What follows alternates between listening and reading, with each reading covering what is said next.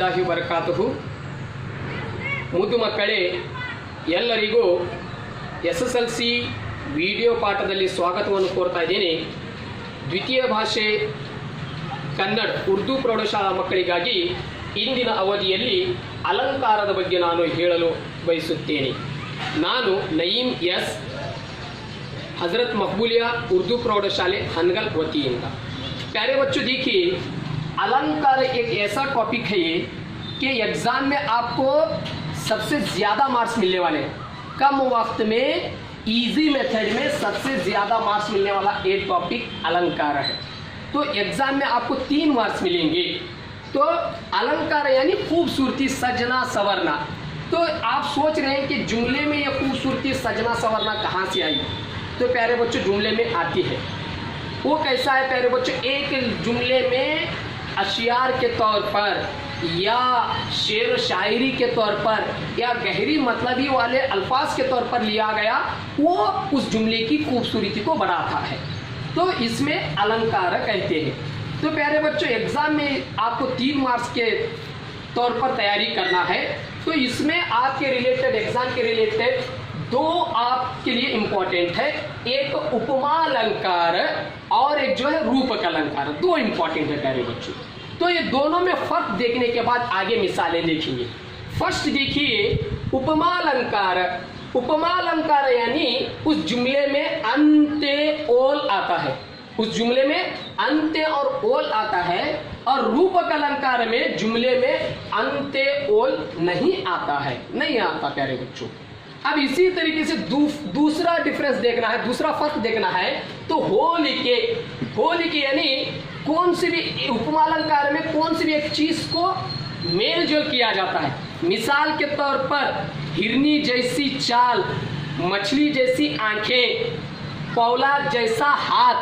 ये हाथ को कैसे पौलाद को मेल जोल किया जा रहा है, ऐसा मेल जोल किया तो वो उपमा अलंकार है.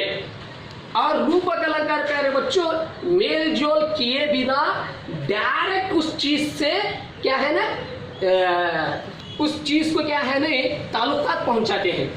उस चीज से डायरेक्ट ताल्लुकात पहुंचाते हैं. मिसाल के तौर पर ये हथौड़ा है, ये हथौड़ा है, यानी ये हाथ को डायरेक्ट कौन से चीज से मेल जोल कर रहे हैं, डायरेक्ट कौन से चीज से ताल्लुकात पहुंचा रहे हैं, हथौड़े से. ऐसा डायरेक्ट क्या है ने बिना कोई चीज को लिए हुए, मेल जोल किए हुए डायरेक्ट ताल्लुकात पहुंचाए तो वो रूपक अलंकार है. सही है प्यारे बच्चों. अब आइए एक एक करके इसे देखेंगे. उपमा अलंकार. उपमा अलंकार प्यारे बच्चों, उपमा अलंकार एग्जाम में दिए तो उस जुमले में अंत्य और ओल आया तो समझ लीजिए कौन सा अलंकार है, उपमा अलंकार है. आइए एक मिसाल देखेंगे. तो जैसे कि हमने कहा उपमा अलंकार में अंत्य और ओल आता है. तो देखिए हांगल अजमेर दंते बेळगितु. इसमें देखो दंते अंत्य बोल कर आ रहा.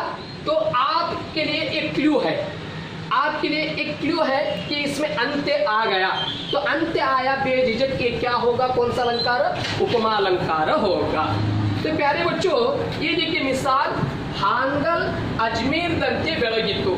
ये हांगल को अजमेर से ताल्लुकात पहुंचा रहे हैं वो मिसाल के तौर पर या एक फर्क लिए हुए. देखिए बेळगितु यानी हांगल अजमेर के जैसा रौनकदार बन रहा है, रौनकदार चमक रहा है. ये मिसाल है प्यारे बच्चों. अब जैसा ये अलंकार आपको उपमा अलंकार पता चला तो आप एग्जाम में चंद पॉइंट्स एडवांस ही लिख लेना है. आंसर के तौर पर, जवाब के तौर पर चंद पॉइंट्स डायरेक्ट लिखते हुए उसमें आंसर को भरना है. वो कौन से पॉइंट अब देखेंगे. आइए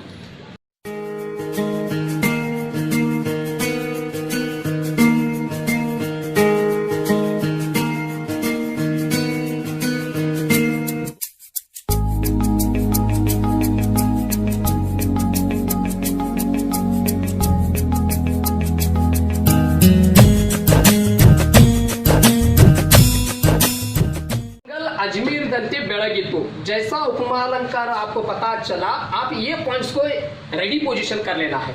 फर्स्ट पॉइंट अलंकार और सेकंड अर्थ, नेक्स्ट उपमेय, और नेक्स्ट उपमान, और नेक्स्ट उपमावाचक, और नेक्स्ट समान धर्म, और आखिर में समन्वय।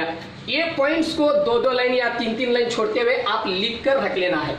रख लेने के बाद इसमें डायरेक्ट जवाब भरना है। आइए वो कैसे देखेंगे आप।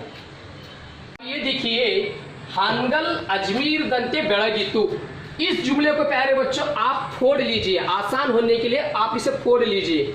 एक जो है इस जुमले में मेन जो स्टार्टिंग जो आता है उसको, और ये जो है हानगल को किससे मेल जोल किया जा रहा है, यानी अजमेर से मेल जोल किया जा रहा है। एक नेक्स्ट दंते यानी अंते, दो को अ में तब्दील कीजिए और आखिर में ये है। तो ये 1 2 3 4 तौर पर आपको फोड़ लीजिए, आपको आसानी होगी।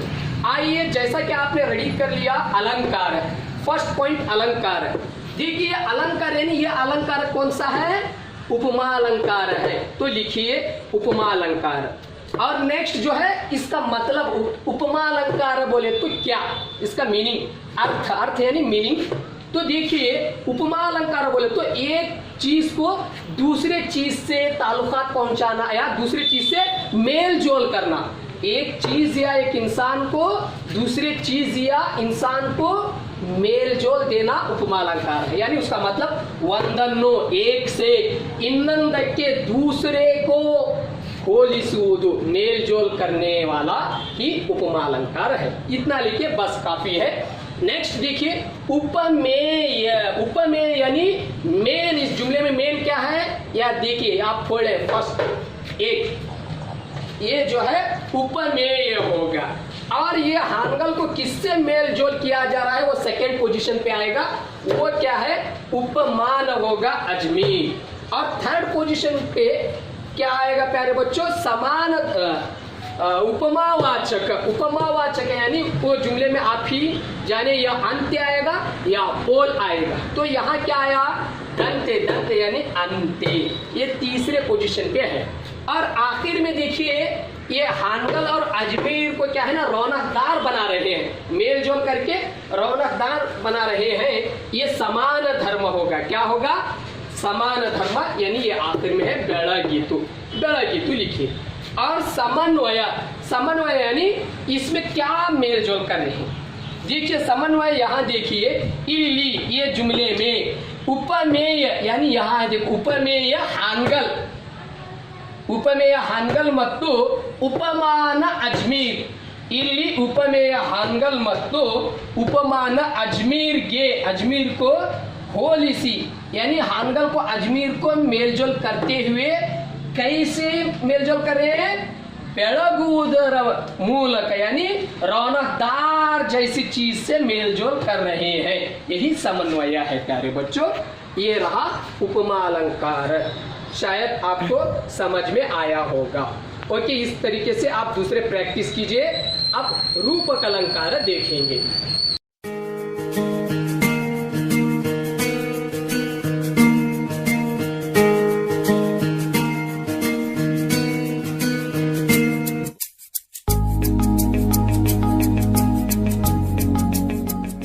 ये प्यारे बच्चों, अब जैसा कि हमने उपमा अलंकार की एक मिसाल देखी, अब इसी तरीके से रूपक अलंकार की एक मिसाल देखेंगे। इधर देखिए, सीतेय मुख कमल अरಳಿತು। देखिए ये मिसाल में कहीं भी आपको अंत्य और ओ नजर नहीं आ रहा है, तो आप बेझिझक फैसला लीजिए, ये रूपक अलंकार है। तो जैसा आपको, जैसा कि उपमा अलंकार में क्या क्या रेडी पोजीशन आप कर लीजिए कहा गया था, इसी तरीके से इसमें भी ये पॉइंट्स रेडी कर लीजिए। अलंकार, अर्थ, उपमेय, उपमान, समन्वय, 1 2 3 4 5 पॉइंट्स रेडी कर लेना है फर्स्ट ही। अब इसमें ये जुमले में देखिए, एक डिवाइड करें तो एक यहाँ से लेकर यहाँ तक 1 होगा, कमल 2 होगा। ये 2 पॉइंट्स आपको ज्यादा है, यानी सीता का चेहरा और कमल का चेहरा दोनों भी बराबर है, दोनों भी देखने में एक ही नजर आ रहे हैं। तो डायरेक्ट सीता के चेहरे को और कमल के फूल को डायरेक्ट ताल्लुकात पहुंचा रहे हैं। तो इसीलिए ये रूपक अलंकार है। आइए अलंकार, अलंकार जैसा आप पॉइंट्स रेडी कर लीजिए, उसमें ये पॉइंट्स को डालिए। अलंकार यानी ये अलंकार कौन सा है? रूपक अलंकार है, रूपक अलंकार लिखिए।